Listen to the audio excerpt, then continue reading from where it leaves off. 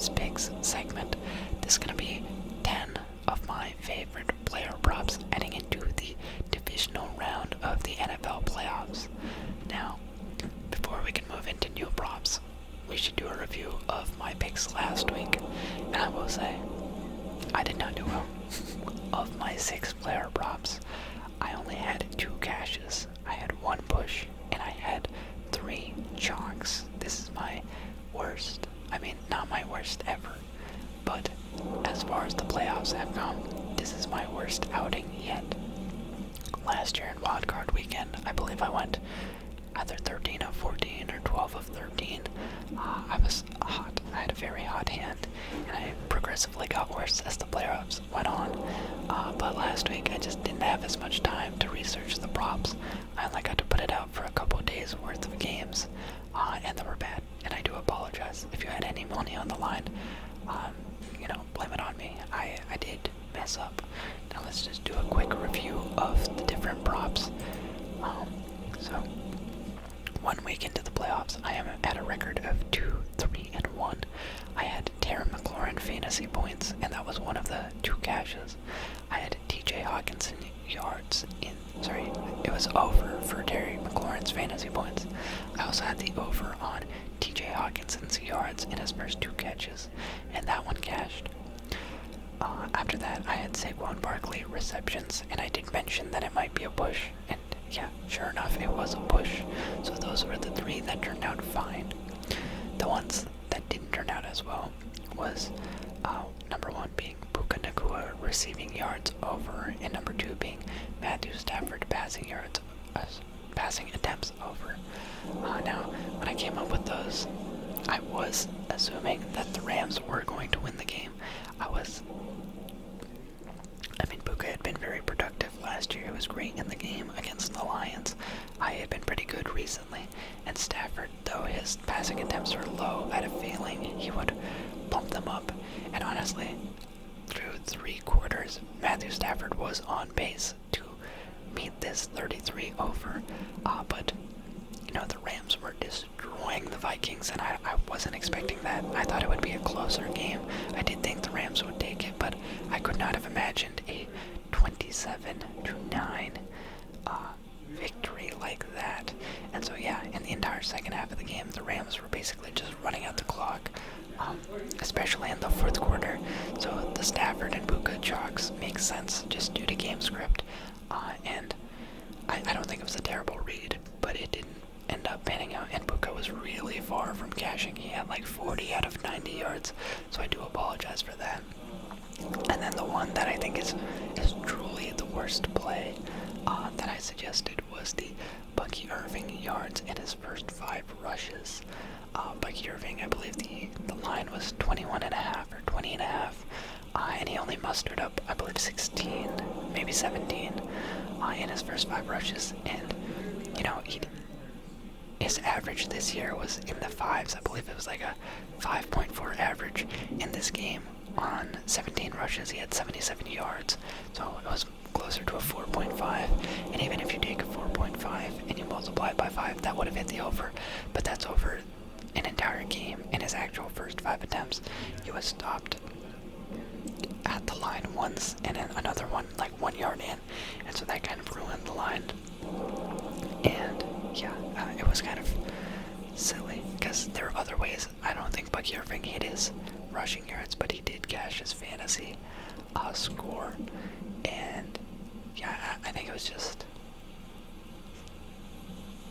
not the best of lines to go after. A little more of a more risky one. The TJ Hawkinson one panned out, but there was also more, I feel like, evidence behind it. Bucky Irving, it was a little less there. So once again, 2-3-1 after my first week, and I apologize, but this week I think that there's 10 picks. Hopefully it goes better. So if you are someone that likes to hit parlays or sports bet, if you use Prizepicks, this is the video for you. And let's get right into it. So first up in this, we're gonna have the matchup between the Texans and the Chiefs on Saturday. So in this game, the first player I will be looking at is is Travis Kelce. Now, there's no denying that Travis Kelce has had a down year this year, one of his worst seasons. I mean, it wasn't even that bad of a season, but by Travis Kelce's standards, it was one of his worst by far. The fewest yards he has ever had in a season, the fewest touchdowns of any season in his career, and he was only averaging 51 yards a game, and over the span of the entire season, he had 3 touchdowns, and that is not ideal. However, this is something that we paid attention to last year in the first round. This is something that I'm going to bring up once again. Travis Kelce is one of the best playoff performers, and he always turns up in the biggest of moments. You know, you have guys like Julian Edelman who really turned up in the playoffs. Travis Kelce is a prime example of a guy who, like, if it is a postseason game, you better believe he's going to have a nice game. So far, in his games with Patrick Mahomes in the playoffs, Travis Kelce averages 8 catches for 89 yards and a touchdown. If you're playing fantasy, that is 23 points a game average with Mahomes and at quarterback. And now, this week, we have the divisional round matchup against the Texans. And I just want to draw your attention to Travis Kelce's track record in the divisional round. We've got last year against the Buffalo Bills, 5 catches for 75 yards and 2 touchdowns. 2 years ago against the Jaguars, 14 catches for 98 yards and 2 touchdowns.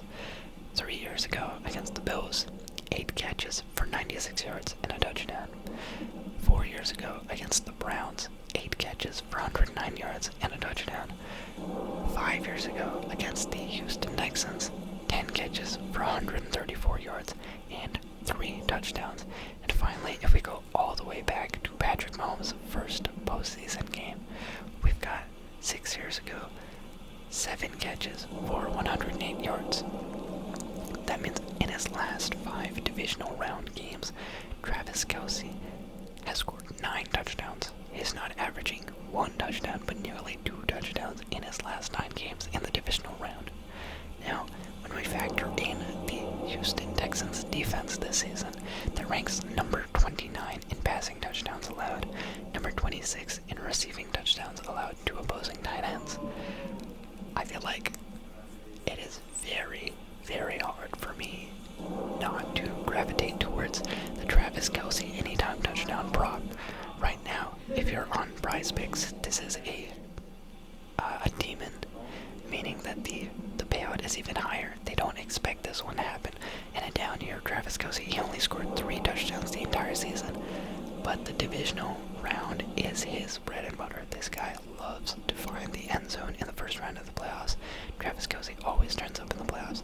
It is somewhat risky, anytime touchdown over 0.5 rushing and receiving touchdown. It's not a given, but it is one that I really like here in the second round of the playoffs, the Chiefs' first game of the playoffs. So I'm taking the over on his 0.5 rushing and receiving touchdowns. Now, after that, speaking of tight ends in this game, the Chiefs' defense this season ranks number 32 in receiving yards allowed, number 28 in receptions allowed, number 30 in 20 plus receptions allowed, 20 plus yard receptions allowed, and number 27 in 40 plus yard receptions allowed to opposing tight ends this season. That makes them one of the absolute worst defenses against tight ends. Now, I've already mentioned that Travis Kelce in this year has only been averaging 51 yards a game, and his line for this game is set for 53.5. You might be looking at that and thinking, it's kind of risky. It's only 2 yards off from his this season average, but I don't know. I don't know if I want to take that risk. Now, Dalton Schultz, the tight end for the Houston Texans, this year he has been averaging 29.5 yards a game, and his line is set a little bit high at 39.5 because of the soft Chiefs defense. But rather than take the individual risk of a Travis Kelce line or a Dalton Schultz line. They have a combined prop on Prizepicks right now. It is Dalton Schultz plus Travis Kelce receiving yards combo for 91.5 yards.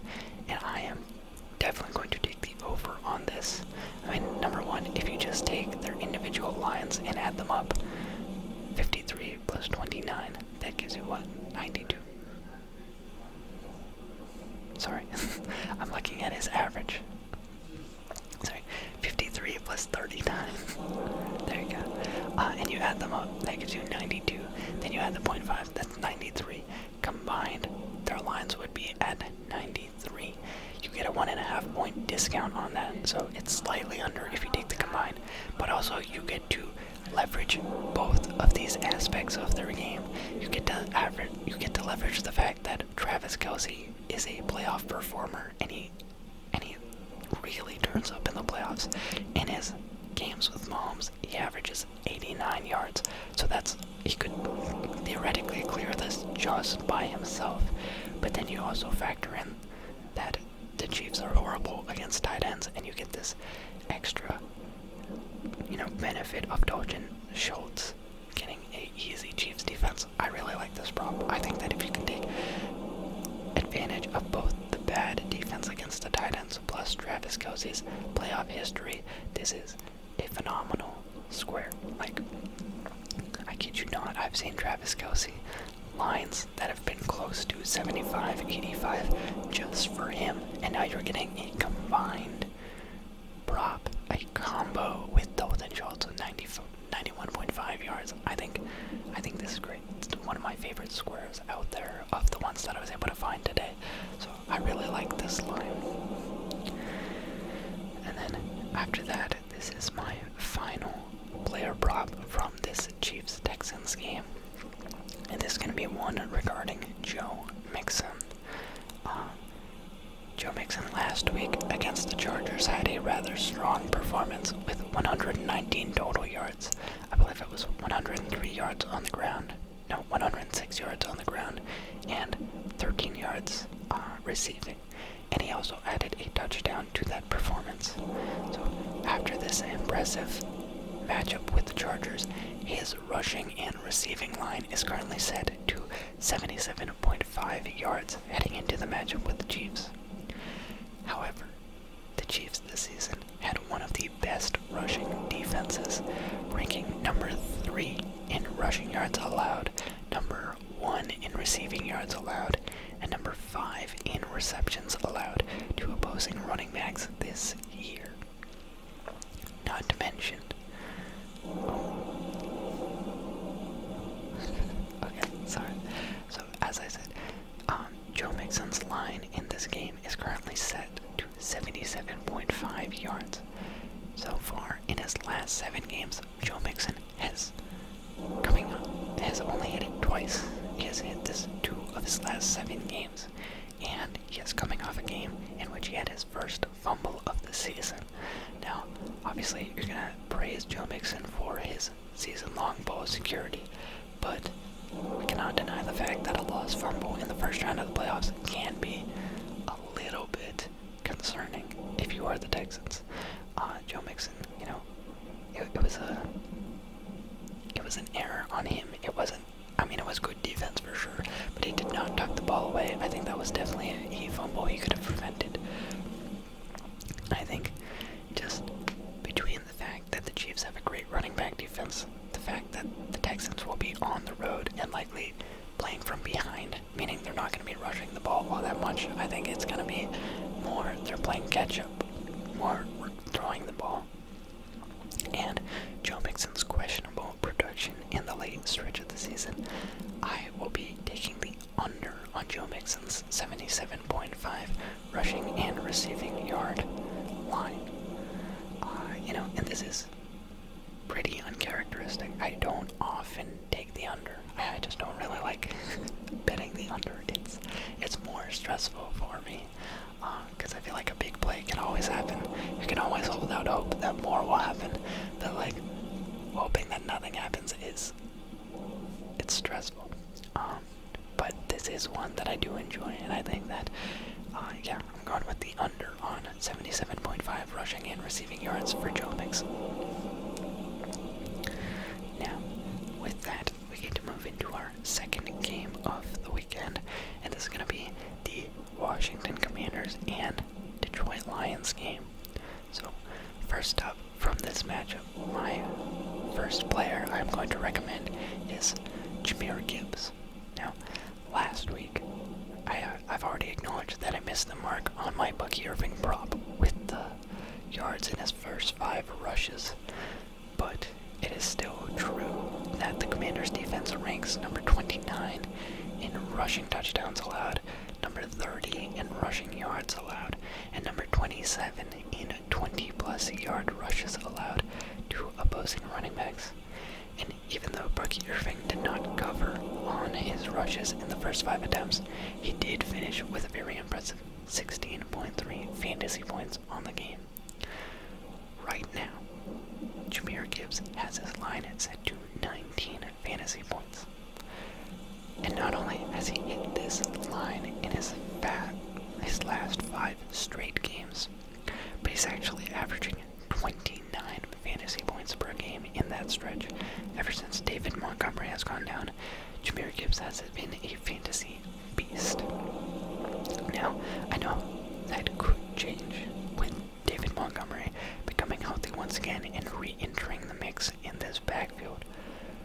But between Gibbs' excellent production in the last 5 weeks, the offensive coordinator Ben Johnson's comments about riding the hot hand and how well Jahmyr Gibbs has done in David Montgomery's absence, and the fact that the Commanders are really weak against opposing running backs in the rushing game, and knowing that Jahmyr Gibbs has his breakaway speed ability, they call him Sonic and Knuckles. I think that Sonic he could break out for a big run in this game.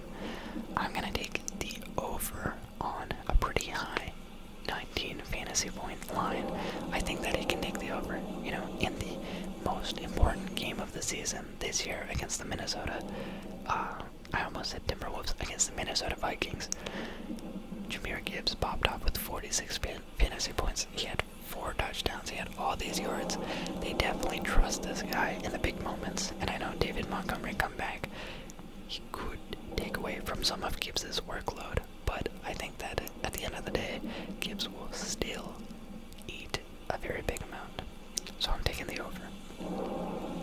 Now, after that, I want to switch gears and talk about a Lions wide receiver, and it might not be the one that you're thinking of.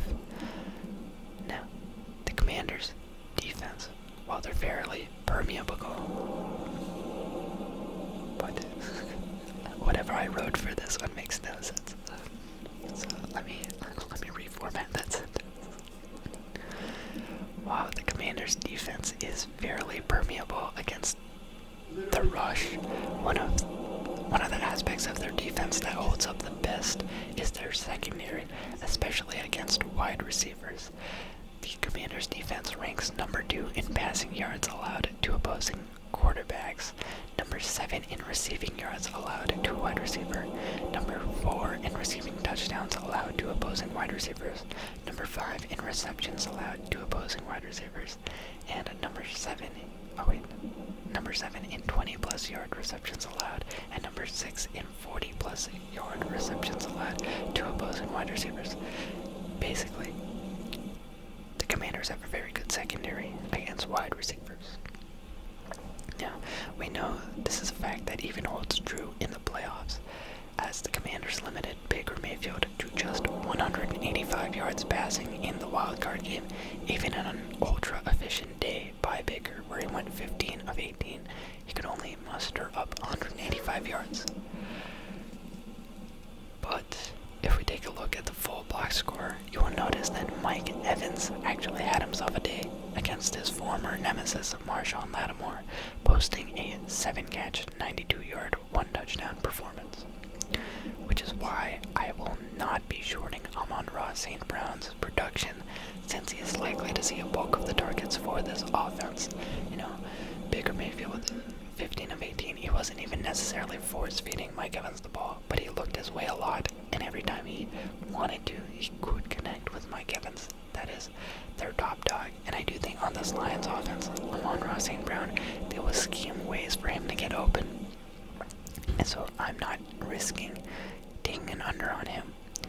However, we've just seen that the Commanders do a good job of containing the big plays with their, number 7 rank in 20-plus yard receptions allowed, and number 6 rank in 40-plus yard receptions allowed, and their number 2 rank in passing yards allowed.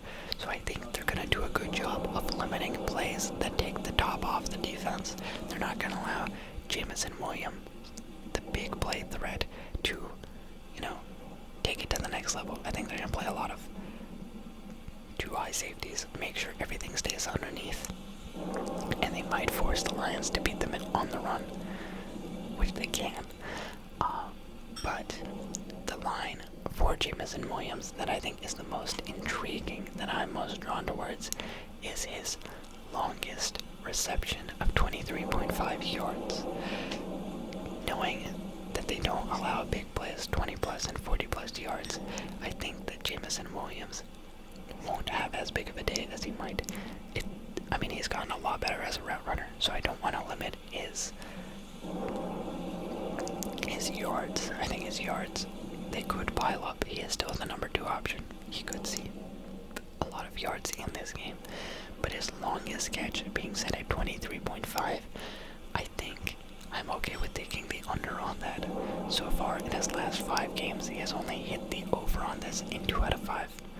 With one being this giant play he had against Chicago for 82, and then the other one being 5 weeks ago against Green Bay, he had one for 28. But if we take into consideration Mike Evans' big day against the Commanders defense last week, his longest catch in that game was 23 yards. So as great of a game as Mike Evans had, he still would not have cleared this line. And I think between the 2 receivers, it's probably Amon-Ra St. Brown that is going to get more of the middle of the field chunk plays and things like that. I think Jameson Williams going down the field, they're definitely going to try and eliminate that from the Lions offense. So I'm going to take the under on Jameson Williams, 23.5 longest reception. After that, we can move into someone on the Commander side of the ball. And first up, I'm going to be taking a look at Jayden Daniels. Now, Jayden Daniels, as a rookie, has established himself as one of the best QB rushing threats. This week, he will be facing up against the Lions defense that is ranked number 28 in rushing yards allowed and number 29 in rushing touchdowns allowed to opposing quarterbacks. So, with that, we also have the fact that the Lions defense ranks number 28 in passing yards allowed to opposing quarterbacks. So, they're not very good against quarterbacks that rush, and they're also not that good against quarterbacks that throw. They're going to allow a lot of yards. They're number 3 in passing touchdowns allowed, so they don't allow a lot of passing touchdowns. But in terms of the yards, you can definitely get it on this team. I didn't even mention, but they're also number 31 in passes of over 20-plus yards allowed. They are a very, let them get the yards, but not the points type of defense. So, knowing all of this, I decided to take a look at Jayden Daniels' passing and rushing line. And for this game, it is currently set at 295.5 yards. If we take a look at the Lions' last 4 games, we've got Sam Darnold, Brock Purdy, Caleb Williams, and Josh Allen. 3 of the 4 of them were able to hit this line with just passing yards alone.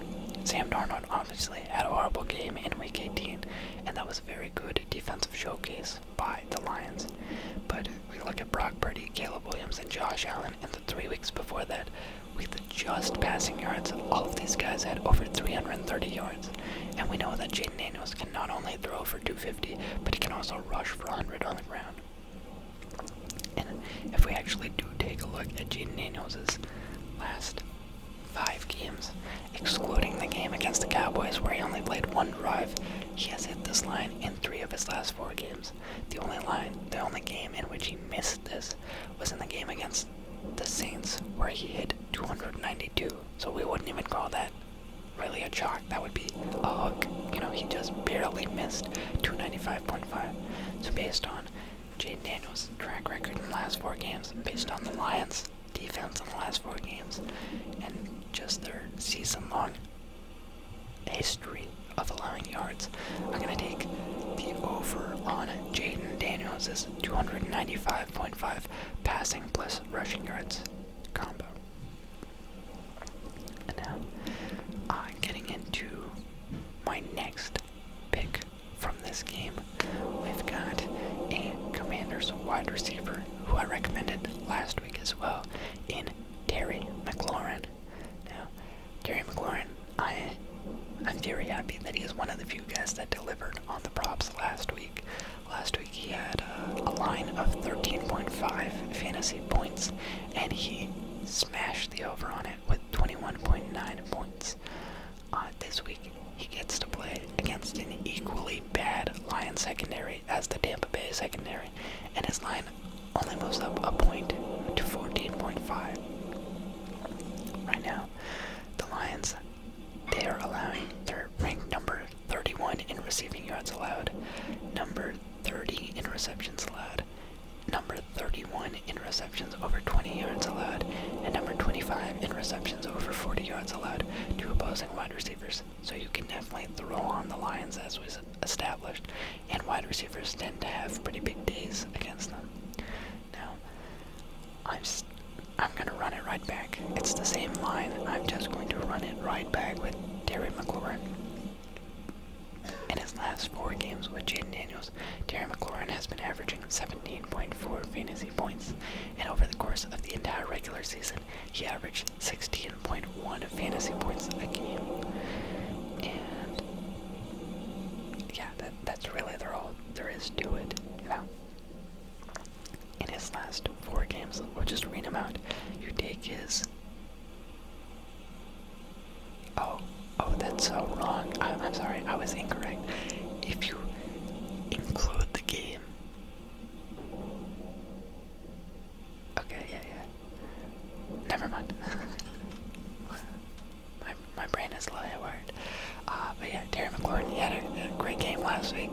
I think that he's going to have a good game again against a porous Lions secondary.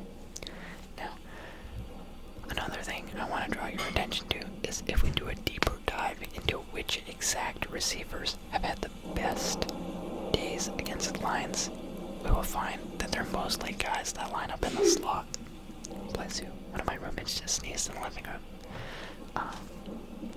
We've got Keenan Allen, Ricky Pearsall, Chris Godwin, Keenan Allen again, Calvin Ridley, who I don't know if they're using him more as an outside guy or a slot guy, but I remember seeing that he doesn't really fare up well against press coverage, so hopefully they're using him as a slot guy in that game. Justin Jefferson, who can line up anywhere. A lot of these are guys that excel out of the slot, and so Terry McLaurin, though he can line up in the slot, the Commanders' actual slot receiver is going to be Olamide Zaccheus. So I'm going to give him a boost in this game against the Lions as well. Right now, in his last 5 games, Olamide Zaccheus is averaging 52 yards a game, and his line is currently only set to 32.5. Now, this is a guy who I almost recommended last week, and I didn't. But I'm pretty glad that I didn't. It would have been another flop. But I trust, based on who has been popping off against the Lions this week, that he'll have a good week. Plus, in the games, in the latter stretch of the season, I feel like I did see Jayden Daniels go to Zaccheus a lot. I'm thinking about those games against the Falcons, the one against the Eagles. Those are games that I tuned into for the Commanders, and every time Zaccheus got the ball, I was like, this guy's pretty solid, and I was not familiar with this game, and now I am. So I think I'm going to take the over on Olamide Zaccheus, 32.5 receiving yards. Now, with that, we can finally move into Sunday's games, and I will say that on Sunday I have far fewer props that I am confident in. Just between the matchups, the Rams defense, the Eagles defense, the Bills defense, and the Ravens defense, there are not a lot of positional advantages, so I just have a few left. But the first one coming from this Rams and Eagles game on Sunday morning or afternoon, depending on where you are, is going to be one that targets Dallas Goedert. Right now, the Rams defense ranks number 28 in receiving yards allowed, number 27 in receptions allowed, and number 26 in 20-plus yard receptions allowed to opposing tight ends. So this bodes quite well for Dallas Goedert. Currently, his line in fantasy points is set to 8.5. And if we take a look at his playoff history with the Eagles, he has hit this line in 6 of his 7 playoff games. Not to mention, he has hit this on both of his last 2 games back from injury this season. What was it? Yeah, since coming back, he had 9.5 points against the Giants, and he had 14.7 points last week against the Packers. So he's hit the over in both of those games. And if we take a look at his playoff history, we've got Wildcard round, 4 catches for 47 yards and a touchdown. We've got Wildcard round last year, 4 catches for 21 yards and a touchdown. We've got the Super Bowl against the Chiefs. He had 6 catches for 60 yards. We've got the NFC Championship game against the 49ers, 5 catches for 23 yards. The only playoff game in which he has not hit this line. Then we've got the divisional round against the Giants, 5 catches for 58 yards and a touchdown. We've got against Tampa Bay, way back when in 2022, he had 6 catches for 92 yards. And finally, we have his first ever playoff game in 2020 against the Seahawks. He had 7 catches for 73 yards. I mean, just based on his postseason track record, based on the level he's been producing in his games back from injury, and the fact that the Rams have a not good defense when it comes to tight ends, I'll be taking the over on Dallas Goedert's 8.5 fantasy score. And now, this is the very last player prop that I have. This is the 10th one. We're going straight into the Ravens and Bills game. I only have one from each of the last 2 games. But the last player prop I have for you guys is going to be Justice Hill. In this game, Justice Hill will be facing a Bills defense that currently ranks number 32 in receiving yards allowed, number 31 in receptions allowed, and number 30 in receiving touchdowns allowed to opposing running backs. They are dead last when it comes to pass catching backs. And we can see their vulnerability in who has popped off against them. Number 1 on that list is Derrick Henry in their last performance. But that, Derrick Henry is just a piece of him aside. We've got Devon Achane, we've got Jahmyr Gibbs, we've got Jayden Williams, we've got Breece Hall, we've got Justice Hill himself. So all of these guys are dudes that can catch the ball out of the backfield. So, as I mentioned, you have Justice Hill on this list. So the last time the Bills and Ravens faced off, the Ravens were able to dominate with their 2 running backs against the Bills. And actually, coincidentally, that was Justice Hill's best game of the season. His best game of the season came against the Bills earlier this year. Now, let's take a couple things into consideration. And there will be a little bit of bias here, but the Ravens are going to be playing on the road. Reports show that it's going to be rainy and snowy on Saturday, and it's going to be snowy on Sunday. I think that the Ravens might be playing from behind in this game. So, with the snow, you're going to be rushing the ball a decent amount, but with how vulnerable the Bills' defense is to pass catching backs, I don't think that's necessarily a tilt in Derrick Henry's favor.